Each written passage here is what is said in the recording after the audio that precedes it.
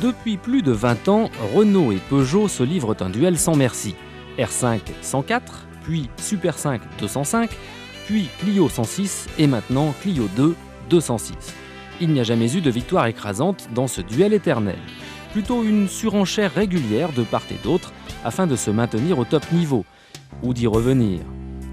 Avec cette satanée 206, la Clio, une fois encore, tombe sur un os. La petite star de Peugeot, fort séduisante, n'a de cesse de croquer des parts de marché à sa rivale, à tel point que la 206 occupe désormais la tête des ventes en France. Renault se devait donc de réagir, et vite, la réplique n'a pas tardé. 3 ans et 3 mois après le lancement de la première Clio 2, voici déjà sa version restylée. Première mission, donner du caractère à cette Clio New Look. Ce caractère qui, précisément, lui faisait jusqu'à présent défaut face à la féline 206. Pour y parvenir, les designers de Renault ont pris pour modèle l'audacieuse Velsatis. Optique anguleuse, gros losange au centre de la calandre, les thèmes esthétiques de la future grande Renault se retrouvent sur la petite Clio. Deuxième mission, améliorer la prestance de la Clio, histoire de faire oublier la finition quelconque de l'ancienne. Du coup, exit la vieille planche de bord, place à de nouveaux matériaux plus cossus et à un design respirant la rigueur germanique. Extérieurement, la Clio restylée peut à nouveau rivaliser avec la 206 sur la moquette des concessions. Et ce n'est pas tout. L'évolution de la petite Renault ne se limite pas à la chirurgie esthétique. Un tout nouveau moteur diesel fait son apparition sous le capot.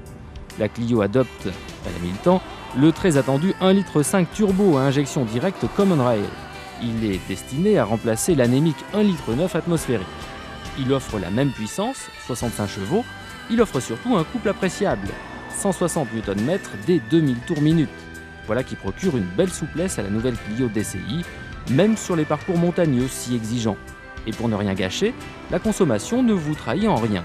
4,3 litres au 100, bien peu de choses en vérité.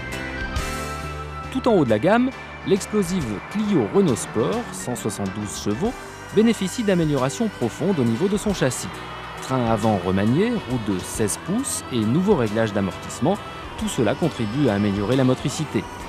Pour autant, la Clio Renault Sport continue de préférer les grands axes bien lisses aux petites départementales tourmentées.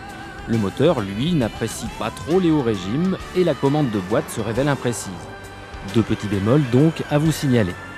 Et la 206 dans tout ça, elle se retrouve bien désarmée.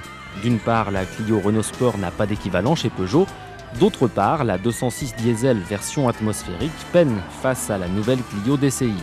Alors, Renault remporte une manche, en attendant bien sûr la réplique de Peugeot, comme au bon vieux temps.